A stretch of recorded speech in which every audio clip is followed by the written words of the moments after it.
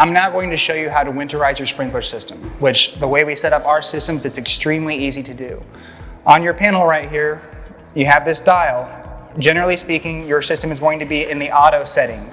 If it's in auto, that means that it's going to be running in the schedule that you have set up. So currently at the house that we're in right now, it says our next start time is going to be 4 a.m. on Tuesday.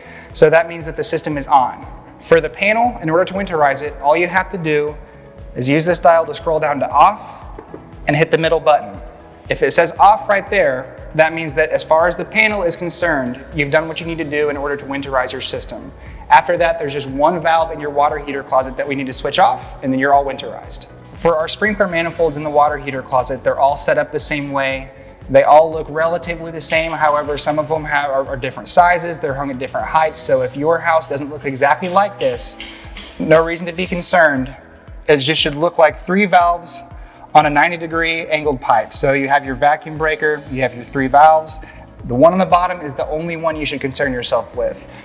And a little quarter turn to perpendicular is going to cut it off.